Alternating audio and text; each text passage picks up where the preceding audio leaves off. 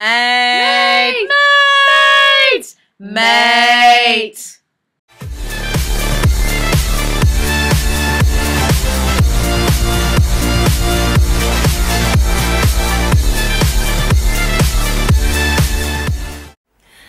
Good evening and welcome to your weekly non-essential news recap, special Olympic edition with Fred and Skit. I am Skit.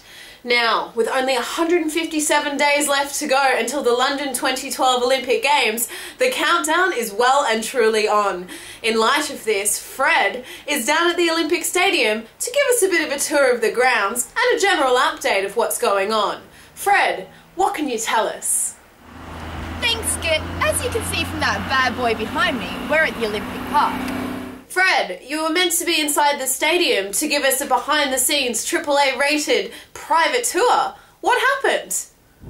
Apparently security has a problem with unauthorised, non-pre-approved entry. But it's alright, because we're here at the viewing tube, which is right next to the stadium anyway. Oh yeah, exactly the same thing. What can you see from the view tube? Skit, it's like a bird's eye view of the tennis up here. We've got the angled white building thingy, the lumpy white building thingy, and right in the middle there, a housing estate. Hang on. Yeah. And a correction on that, that's not a housing estate, that is the Athletes' Village.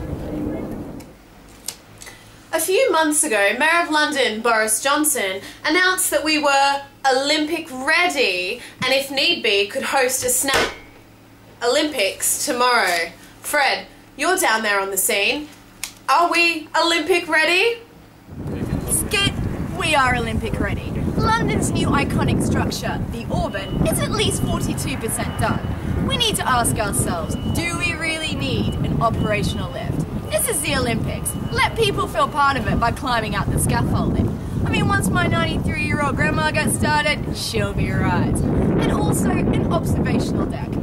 The scaffolding suffice? Maybe that's what they've got planned. What's that dirt zone behind you there that looks like an open-cut mine?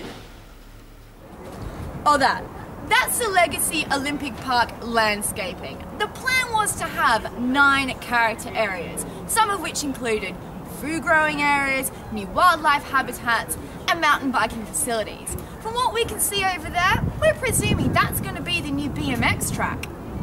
Wow, Fred, that really is a living, breathing, multi-purpose space. Certainly worthwhile all the travellers making the trip from overseas to see. Speaking of these 500,000 plus travellers that are predicted to come into the city for the Games, any tips on where they can go to pick up some Olympic merch? As an athlete now? Oh, yeah, yes. We are Olympic ready, and because of that, the merchandise store, the flagship store, is already open and trading. This is your one-stop shop for all your Olympic paraphernalia needs. Back to you in the studio. Thanks, Fred. And now for our special Olympic transport update. Fred, what can you tell us? Thanks, Skit. I'm here at Potting Mill Lane Station, which is the closest station to the Olympic site. However, that's irrelevant. They've decided to close this station while the Olympics are happening. What's up with that? Yeah, I know. Anyway, they've decided that 500,000 plus people move better through one central station, which is Stratford. Back to you in the studio. Hey, mate. Oh, hey, mate. What? Ugh. What's that smell? One thing we did forget to mention while we're down at the Olympic site was that London's largest sewage system is next to the park. Don't worry, we are Olympic ready, so that shit will be cleaned up before the games start. On that note, that's all from all of us here at your weekly non-essential recap team. Until next week, we wish you a mediocre night.